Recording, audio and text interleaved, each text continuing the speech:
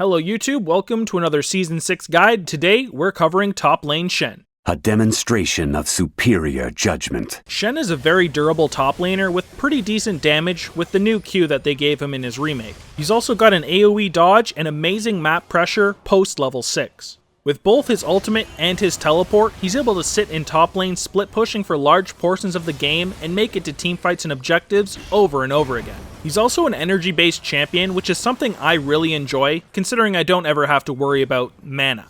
Then there's the AoE taunt, which makes him one of the best engagers in all of League of Legends. One single AoE taunt on the right targets can easily win you a teamfight.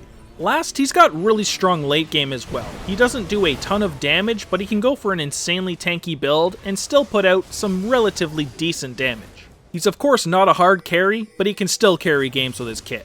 And now unfortunately as Shen, you have some pretty damn bad matchups. Generally these are going to be champions in the top lane that have a range advantage on you and can poke you all day long, something like, a Teemo or perhaps even a Vayne. Then you also require a lot of map awareness. You have to be looking out for ultimates and teleports at pretty much all times of the game.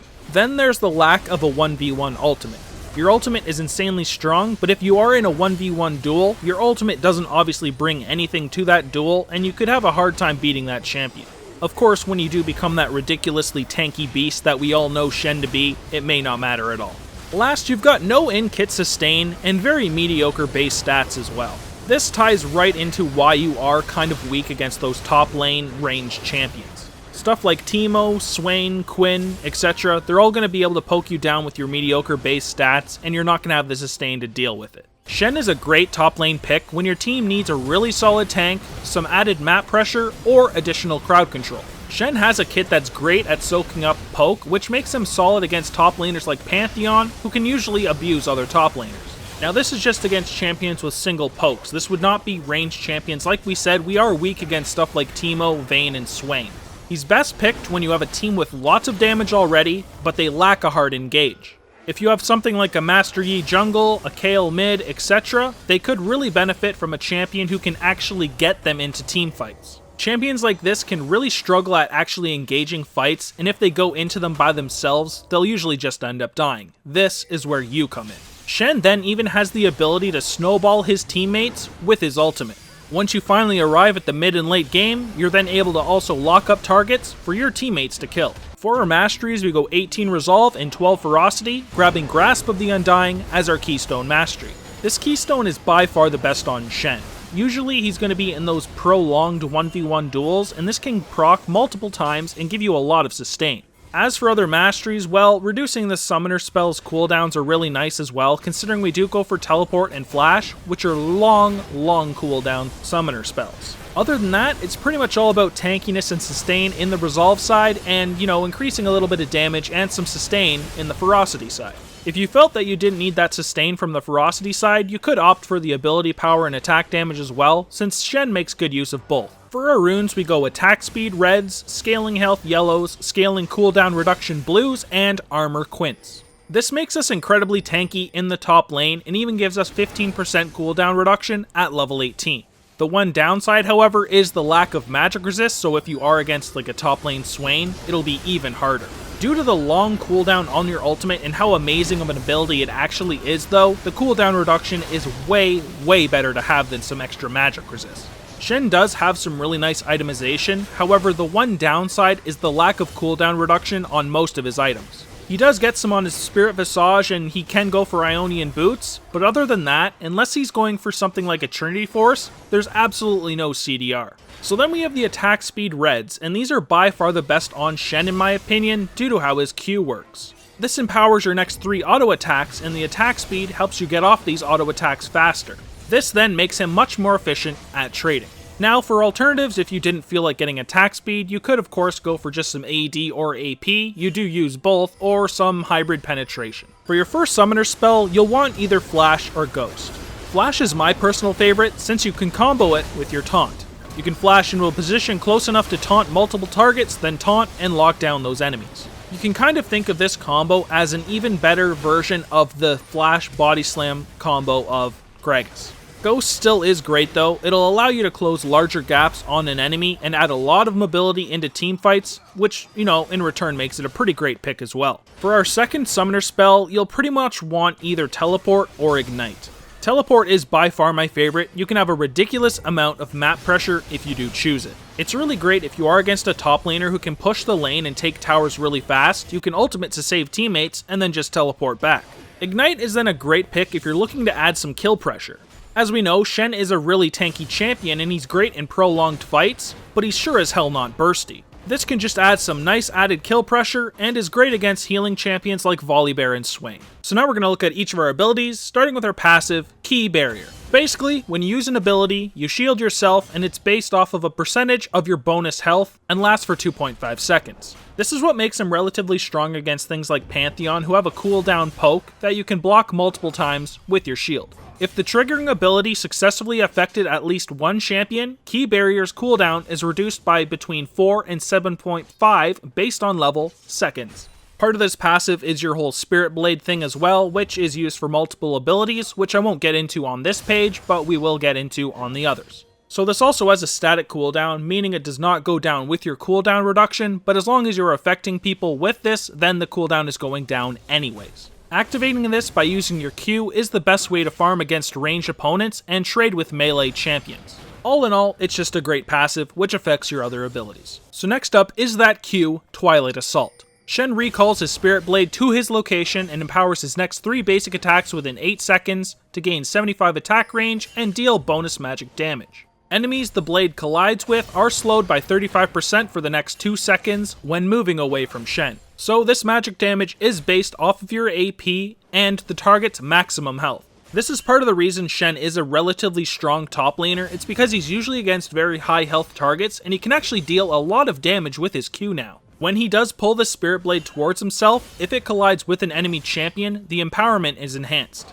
This will deal an extra 2% plus 0.5% per 100 AP bonus damage and you gain 50% bonus attack speed. So that's quite a bit in one ability, but basically you want to try to get this to go through the enemy champion so you do as much damage as possible. You can kind of think of this as Orianna's Command Protect. That's the ball that shoots back towards herself and it deals damage on anybody it does go through still. So your sword will be on the ground somewhere, you will pull that towards yourself, and generally you want to try to get it through the enemy champion. Against ranged champions, well, unfortunately this isn't going to happen too much, unless you can land a taunt and then you pull it that way.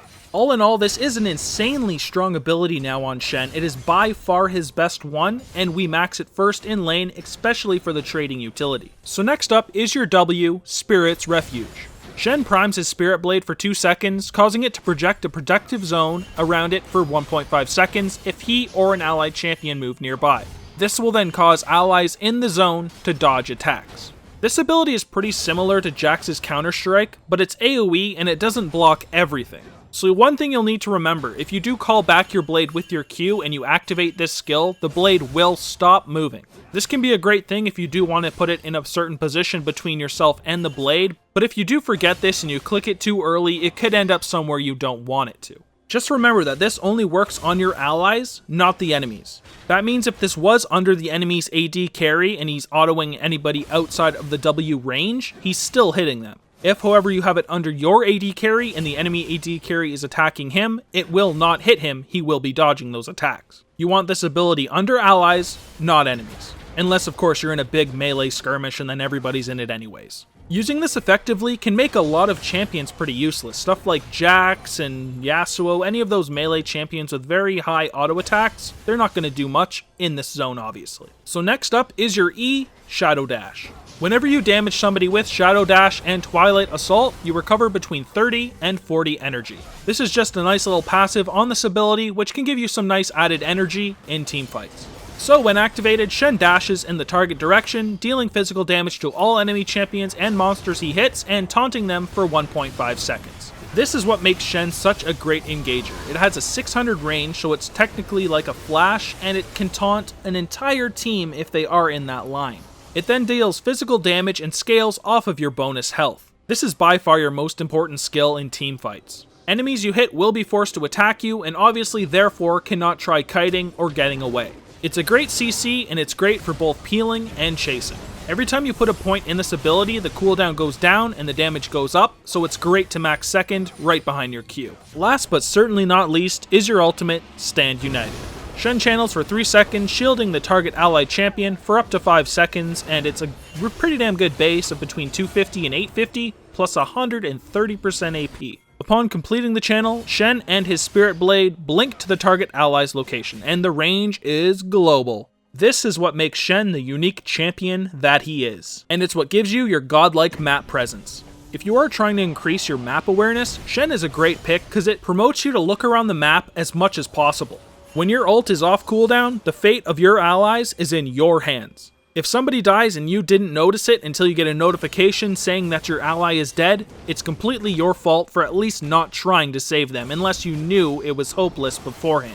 This is really what separates the bad Shens from the good Shens. There's a lot of Shens out there that sure they win their lanes, but they still don't use their ultimate properly and they end up losing the game because other lanes get decimated. You have the opportunity to help your teammates and carry them to victory with this ultimate, make sure you're watching your map. For our ability order, we of course max our ultimate first, Stand United. We then move into Q for its excellent trading, E for its excellent AoE taunt, and then finally our W for the blocking damage that it does. The only thing that changes on Spirit's Refuge is the cooldown going down, which is not enough for us to max it over our E. It's quite an amazing ability, but 1 point will suffice. Our first hard matchup is Teemo, who is a toxic Yordle piece of garbage. With his range and mobility, you pretty much have no kill pressure on him at all solo. You'll want to try to get ganks pre-level 6 before he's rather hard to gank with all the goddamn mushrooms he has all over the map. In this matchup, you're going to have to play more passively because he's going to destroy you in long trades. Of course, unless you do get some kills from jungle and whatnot, then you can probably fight him. You want to try to abuse bushes to get XP and CS, but be careful for those shrooms when he is level 6. Teemo's a champion with multiple build paths, so you'll want to get either the Sunfire or the Spirit Visage based on the build that he's going for. So next is Swain, who is another really hard matchup for Shen. Once he's level 6, he's going to have so much sustain that you can't really ever push him out of lane. Try to poke him down as much as you can in lane, and make sure you rush a Spirit Visage so you don't get destroyed. In a matchup like this, I would also recommend taking Ignite so you actually have a chance of killing him. So Darius can be pretty troublesome as well, and he's one of the few melee champions who is pretty hard for us to deal with. In this matchup, yet again, make sure you ask for ganks. He's really gankable. He has pretty garbage mobility.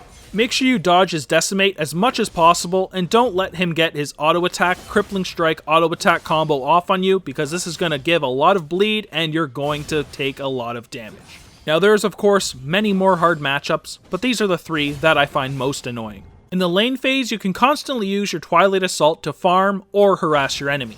You'll also want to make sure your Spirit Blade is in front of you or somewhere that will be really easy for you to pull through the enemy if you do wish to engage. If you are against melee champions, try to trade as much as possible using Twilight Assault and your Key Barrier passive. Of course, you want to be careful against things like Darius. They will outtrade you by a lot in a prolonged fight when they have maximum bleeds ticking on you. As previously mentioned, you will struggle quite a lot against the majority of ranged champions out there. Dodge as many shots as you can and freeze your lane if possible. As long as it's feasible, make sure you ask for ganks. Of course, if bot lane is getting absolutely destroyed, then just try to hold your own. When you're finally post level 6, look for opportunities to use your ultimate. You can now help snowball lanes. Moving into the mid and late game, you become a strong tank, initiator, and dueler. You're a great split pusher and can easily peel enemies off your AD carry and AP carry with a good shadow dash. When you have Stand United or Teleport available, you'll usually find yourself split pushing. You can split push really fast with your kit and a Sunfire cape, so take advantage of it. You'll of course need to be watching your map as much as possible so you can join your team for team fights and objectives when they happen.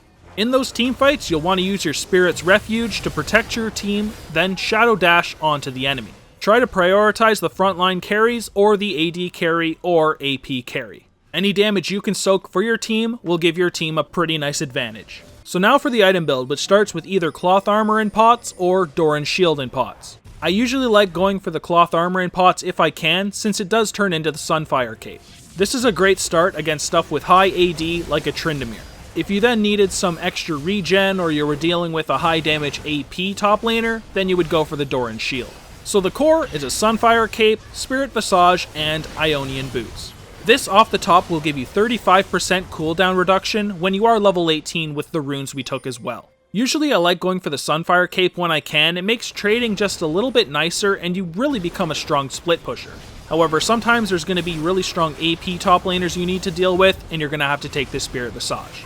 So for the tanky item options, they're very generic. It's what every tank would go for. You have the Randoins if you're dealing with high crit, the Dead Man's Plate if you want some mobility, and the Thornmail if you're against a very high AD team. We can then also take the Guardian Angel for some nice armor and magic resist with the ability to come back to life, the Banshee's Veil for some nice magic resist and block, and then there's the Warmogs if you wanted just a really high health pool with some nice regen and cooldown reduction. Now I personally make my Shen very tanky, but there's some good damage options as well. My favorite would definitely be the Wit's End. It's great at adding some extra damage on your attacks, some attack speed, and some magic resist, making you even a little bit tankier.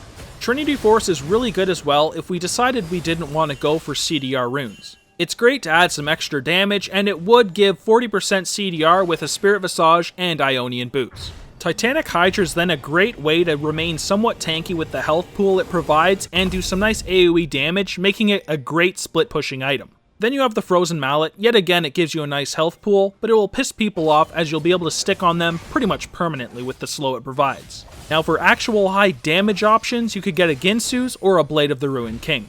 I don't get items like this a ton, but if you know you're already going to be able to survive in a fight and it's not really worth getting tankier, these are great options. Blade of the Ruined King works really well with hybrid penetration runes and some attack speed glyphs and quints. This will make it do a lot of damage and be pretty effective.